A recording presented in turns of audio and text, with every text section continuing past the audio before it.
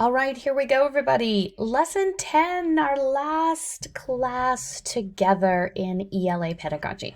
Congrats on making it to this final lesson. And it is, I'm going to finish off with some Mavericks, where we are focusing on drama and ELA together. So I've taken a lot of these ideas from these two particular books, which are particularly useful for elementary drama, but really support our ELA outcomes as well. So it's called This Book Is Not About Drama and Learning Through Drama by Farmer. And I'm going to talk a little bit more about Farmer later on. Okay, so you might not realize, but there is actually an elementary drama curriculum. Unfortunately, it is not taught on its own very often, and I'm not sure why we can just ignore a curriculum, but we have successfully ignored drama curriculum. However, this does not mean that you as Maverick teachers cannot take concepts from the elementary drama curriculum and actually incorporate it. It goes hand in hand with what we are trying to teach in ELA. The drama curriculum and the ELA curriculum move hand in hand. So so here you can see focus on moving, dramatic movement and mime, focus on speaking, choral speech and storytelling, and then focus on moving and speaking. So you see puppetry, choric drama, reader's theater. So those are some of the things that I'm going to focus on today that are specifically in the drama curriculum. But absolutely support all of the things that you now know that you need to teach in ELA. So let's jump right in. So these are the things I'm going to focus on.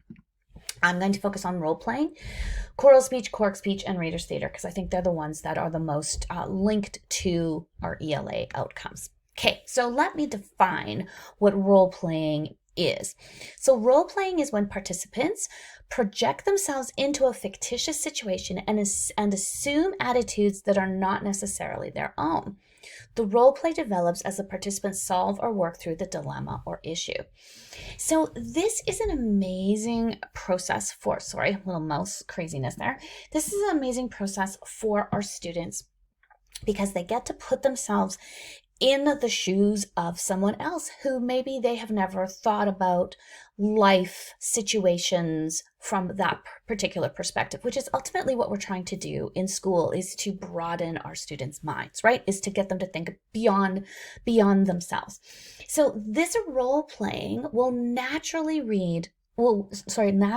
naturally lead, let's try, to writing. So they've gone through this, they've again talked through, used that oral language. We know that oral language is a pillar of literacy learning, is they've worked through it, they've worked through, why is this character doing this? What is the perspective this character has to have?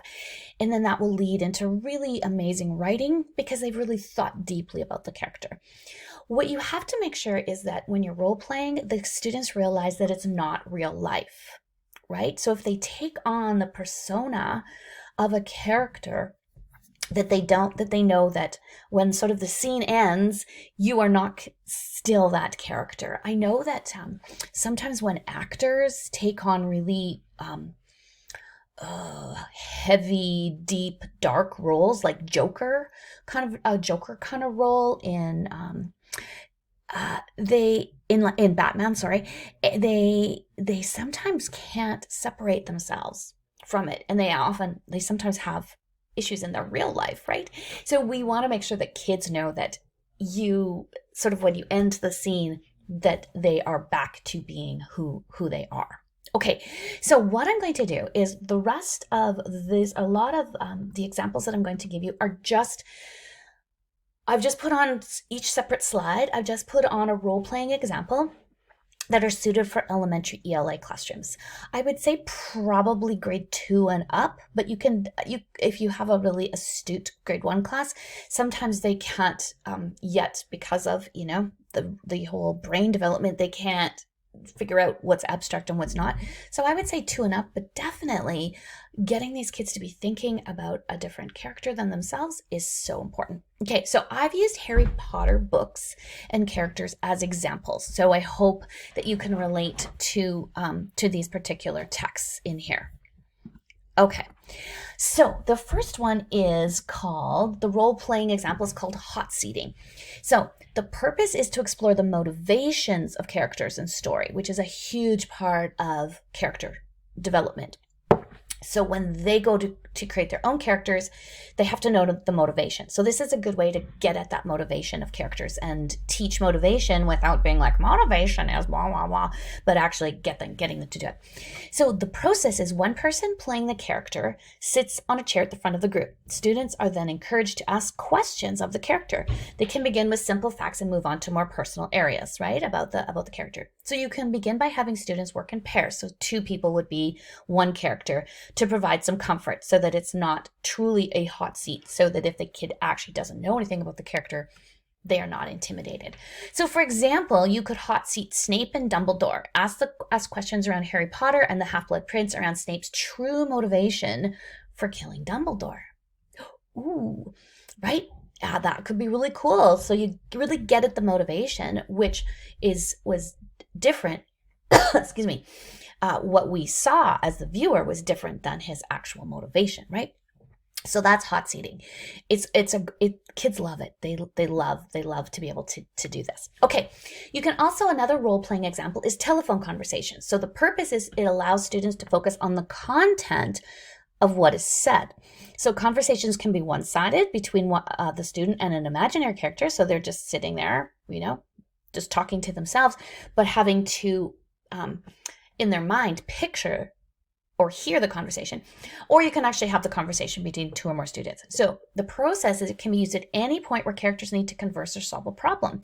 So if you're reading a book and there's a problem, you could just, boom, you could have we're going to have a telephone conversation right now. Boom. Okay, you 2 up here, and we're going to dive a little bit deeper into the character here. So no need to have an actual phone, as this can easily be mimed. So don't get distracted by, gotta have phones. Just go.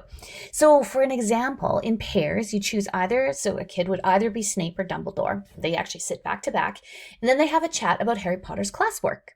So, of course, Dumbledore would be saying he's a stellar student, and Snape would be not saying those kind of things. And so then the kids who are watching can actually go, oh, that's why Dumbledore thinks this. So that's why Snape. And you as the teacher are always guiding and nudging.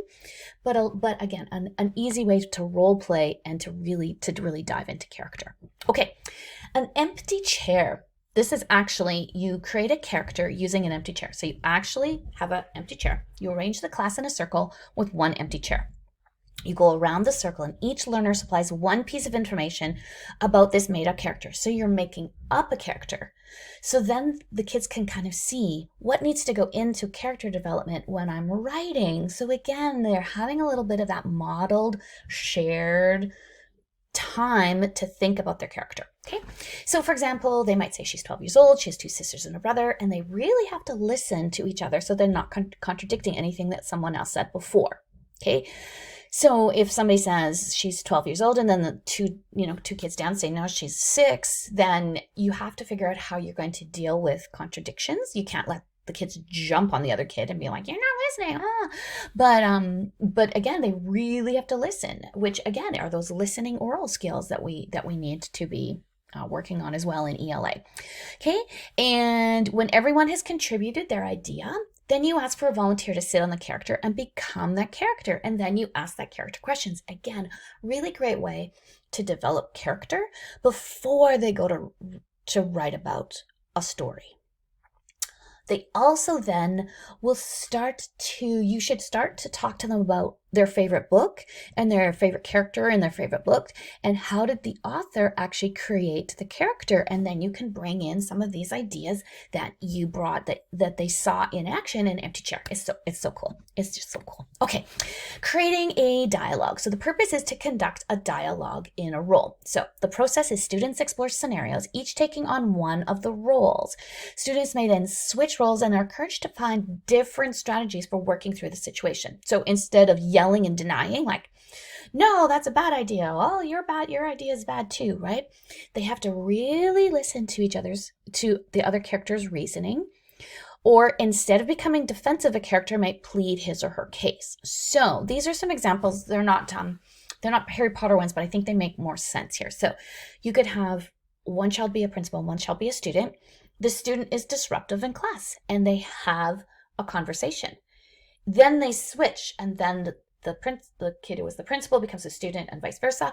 And then they have to come up with different arguments, and they can't just deny or yell at each other. Again, starting to get at that deeper look at motivation, background knowledge of the character, how life has influenced the character. So again, super cool. You could have an example of a parent and child. Child went to the store with friends without permission. Oops.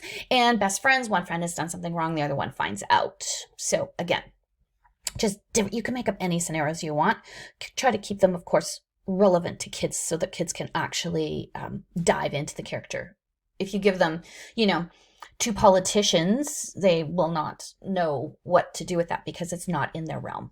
Okay, thought tracking. The purpose is this enables children to verbally express their understanding of characters and situations without the need for rehearsal. So this isn't a big rehearsal thing, but they get to really express themselves. So explain that when you tap them on the shoulder, so you're actually going to tap them on the shoulder, you would like them to speak the thoughts or feelings of their character aloud. To begin, this might be a word or two, but we'll use sentences once they're more comfortable. So for example, they just pick a spot in the room and they strike a pose like Harry Potter, Snape, whatever they want to do, or Dumbledore. Be ready, if tapped, to speak the thoughts and feelings of your character in a particular part of the story. So then you say, okay, you're Harry Potter, you're watching Dumbledore fall to his death. This is a little dramatic. What are your feelings at that time? Who are you blaming for this? And again, they have to have a pretty good understanding of the character in order to do this. And then it's a really quick formative assessment for you to go, oh, this child actually doesn't really get this character. Now I'm going to pull that child into my small group because they need to work on character development, because they needed to write stories. Okay, so again, super, super effective and a really easy formative assessment tool for you. Okay, role on the wall. This is one that actually, where you have to actually physically do something with this one. So the process enables students to pool their ideas and develop understanding of character, whether real or fictional. So basically you have a larger life-size outline of a body is drawn on the sheet of paper. So in the example on the left, you can see half of Matilda. And so you've sort of drawn out the character of Matilda, and then the kids get to just fill in. It's basically a character sketch. But it's kind of a fun way because the actual physical outline of the character is there. Again, for those visual learners, it will help. Okay, which can be later displayed on the wall. Words or phrases describing the character written directly onto the drawing by the teacher and pupils, or attached with sticky notes. Especially if you want to show character development through a story. So this is how the character was at the beginning of the story. What things are changing? So then I would use sticky notes, because you can be like, oh, don't destroy them. Just put them maybe on the side as if this, you could put, this is the beginning of the character. This is how the character is at the middle, and then at the end. Okay. It can include physical appearance, age, family, location, and occupation, as well as personality, likes, dislikes, friends, enemies, attitudes, motivations, secrets, and dreams. Anything that you want, you can put on this. You can have the students focus on it. But I would focus them on it. Maybe they start with physical attributes, because that's kind of easy, and then go into what are their secrets, what are their dreams, what are their motivations, which is a little bit more abstract. Okay, and then flesh out details. Students can develop backgrounds for the characters, and they can also be used to help characters understand the character better. Or the actors understand the character better. So if you're actually going to act something out, then they would know that better. This could also be, if you do it with sticky notes, is that kids can actually take it off, and then they can take the actual sticky note back to their desk and use that if you want them to use maybe one aspect of the writing. Again, tangible, visual, especially for those kids who who find it easier to actually see it than to just hear about it. Okay, meetings. The purpose is it provides a way of debating big subjects and seeing issues from different viewpoints. So all students must have a role. So they have to have a role.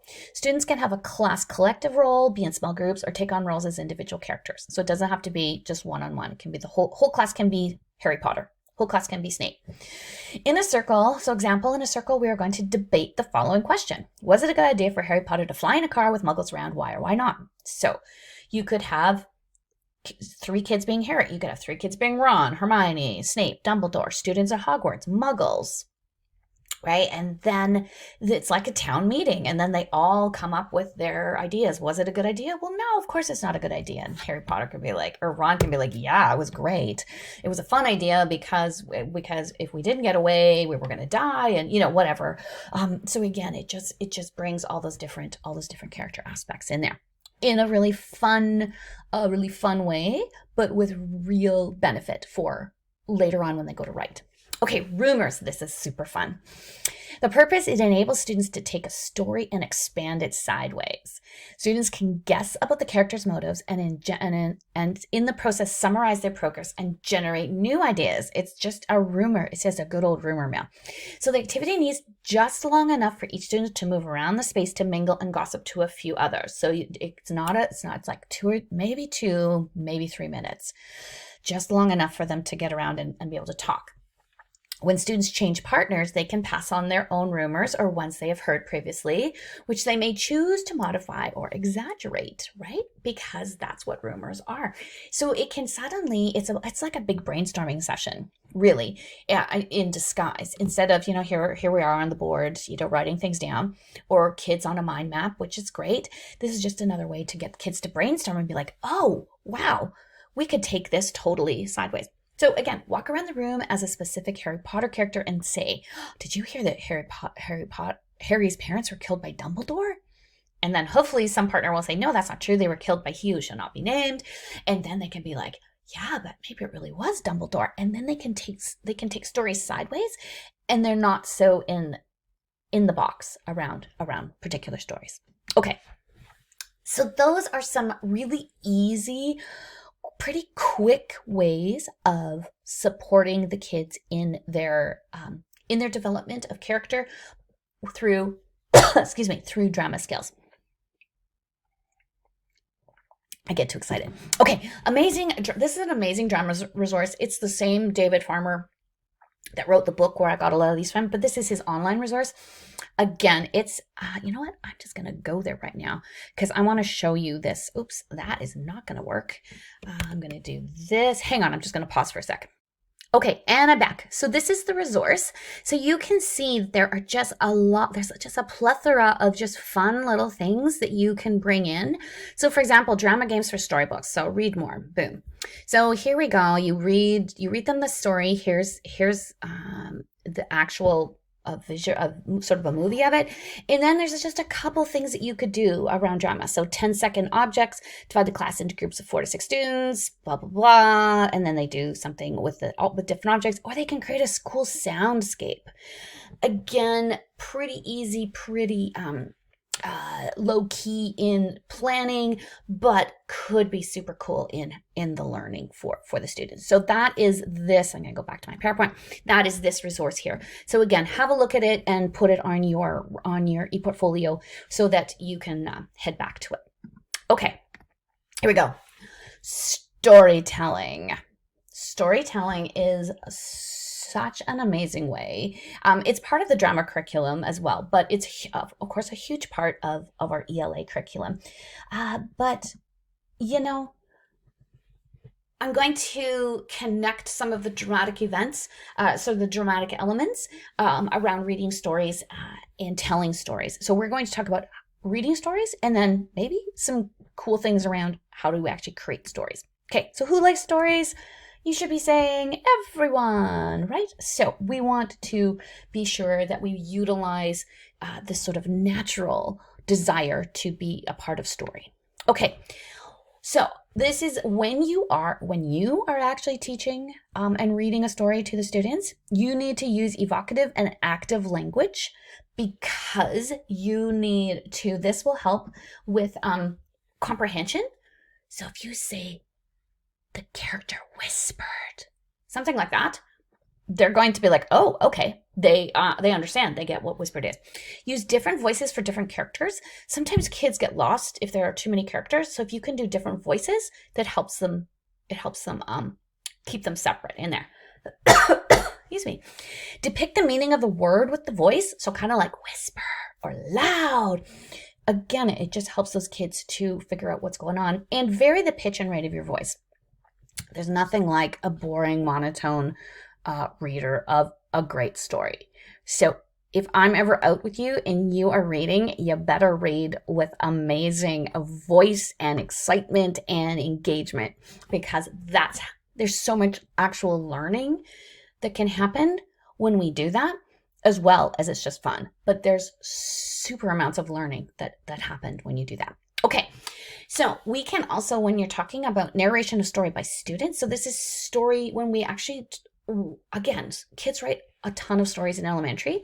So these are just some ways to introduce some story creation, and then a retelling of a story, because in the retelling of the story, again, you're getting a really good sense of the kids have any sort of comprehension going on in there. Okay, so story creation is they can do one word at a time. You've probably done this sometime in your life at camp or in an elementary classroom. Is you speak one word at a time. So it enables children to quickly improvise a collective story. It develops storytelling and listening skills. So how do you do it? Students basically add one word at a time when it is their turn. So first start with a single word and then do sentence, and then you could do a sentence at a time. Then they continue to build longer storytelling sessions. Alternatives is they work in pairs and they throw a ball to the next person, and then that person adds in a word. So again, you could get that little bit of kinesthetic in there as well. What this does, hang on, I'm just going to catch up to myself over here. From a classroom management point of view, you need to have a sense of no judgment, is that you can't be like, that's a stupid word, you can't add that in here. No, that doesn't work. You have to have what's called in drama a no blocking. You can't block whatever the person before you throws you. So if they say the dinosaur danced, you gotta go with the dinosaur danced. If you were thinking the dinosaur roared, but your partner says danced, you got to go with it. You can't block it. So it's a kind of a rule of drama, and it's a great life rule. Don't block fun ideas. Okay. Story creation. Oh, I like this one. Bags and boxes. So why use bags and the concept of bags and boxes? It offers imaginative ways to stimulate imagination or thought and action. So there are kind of 4 ways that you can do story creation with bags and boxes. So the first one, story bag, is you reveal objects from inside the bag as you tell the story. So you actually have physical objects that you pull out of the bag as you're telling the story. Then you can fill the bag. So the bag is empty and children just mime. So if they're going to mime something, if they're going to mime a feather, they would put it in very delicately. If they're miming something really heavy, they would do something like that and put it in the bag. Doesn't matter how big it is in imaginary life, it fits in whatever bag you have. You also have a magic box. So you pass around this magic box, and everyone again mimes taking something out that is linked to the story. So as you're creating the story, you're creating a story as this box is being, and then the child is pulling out the next object that pertains to the story. And the story box is you actually have a box where items, so this is real, these are real items, are placed that students feel relate to the story or theme of the story. So they might bring something from home, or they might find something in the classroom, and then items can be removed as the story progresses. So if something changes in the story, they can actually take items out, and then again, you leave them around the bag or the box so that they can actually see that the story is progressing. Again, just some fun ideas to get to actually start creating these stories. Again, once the kids have actually orally done it, shared, mimed the object, it's so much easier to write for them. Okay, retelling a story is amazing because what it does is it shows you if they've actually comprehended the story. So don't think that retelling is just a retell. It actually is a really good assessment tool. So there's many ways to help students retell a story. So in a circle or with a partner, just use a talking stick and they just pass it around and then they tell the next part of the story. You could use wordless picture books. So Chris Van Allsburg's images are amazing. He was the writer of The Stranger that I read to you, or pictures, or each person creates a skeleton of story around the image. So again, this picture here, you could have the students just create the introduction, the conflict, and then the resolution, a real skeleton like that story arc that we talk about. And then again, when you go to then you as a teacher say, okay, I want you to retell me your story that you've got drawn out here. And then you can also have one student can begin the retelling and then have it continued by another. So example, one student retells one page at a time. You can have the book and you can be like, okay, I want you to retell me what's going on this page. And then the next person tells me what's going on this page. And so again, it really gives you a sense if they understood and their comprehension level. Again, then when they go to analyze, you can say, hey, you know what's going on in this story. I heard you. Now I want to see the work that goes with it or whatever. You can also retell a story with circle games. Many ways to help students retell stories. So you can recount a story and have students fill in the blank. So you just basically read and then you say, oh, now what happened? Right? And then they fill in the blank. The student retells a story to a partner while in a role. Then the partner tells a story back while in a different role. So back to Harry Potter. Tell the story to a partner from the viewpoint of Harry Potter. And then the other person tells the story back from the viewpoint of Snape. So again, they're thinking character, perspective, all those sorts of things. Each student in a small group reads the same story silently. When the students have finished, number them off on a prearranged signal. Student 1 of each group begins to retell until the signal sounds. Then student 2 takes over, then student 3, and so on. Again, great way too that they're really paying attention and you have 100% engagement because they're going. And you can add in that each number has to be told from various points of view in there. Okay, you can also retell through masks. Now, sometimes when a student puts a little mask on, even just something like this, students actually feel really liberated and free and less self-conscious to actually really engage with the story, with the character, with the plot. And so masks is actually just a really nice way, again, to mix it up. And you can have them work in groups where one person narrates the story while the others are masked and actually act out the story. You can work on how the character would move, talk, interact with other people. It's a really cool way. If you ever do a mask unit, please talk to me. I have actually 32 masks in my office, and I have a really lovely mask unit.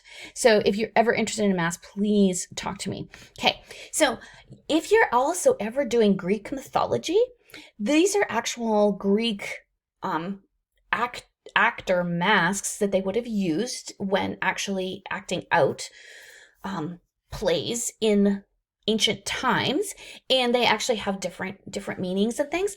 So if you are ever doing any Greek mythology, again, come and talk to me. And what you can do is you can have, I did this and it was so fun, is you can have one character be, if you're doing like Orpheus and Eurydice, you can have one person be Orpheus, and then one can be Eurydice, and everybody else can be the Greek chorus, and then they move, and then the kids absolutely know that story inside and out. We'll never forget the story of Orpheus and Eurydice if you use masks. So again, hopefully all of those give you some Maverick kind of ideas of teaching the ELA outcomes through some dramatic, by using dramatic elements, but to support the kids' learning of all of those essentials that we know: storyline, character, motivation, plot, vocabulary, spelling, all that kind of stuff in there. So hopefully this gives you a little bit of an idea of how to incorporate some of those Maverick ideas into your ELA classroom. Awesome. Take care, everybody.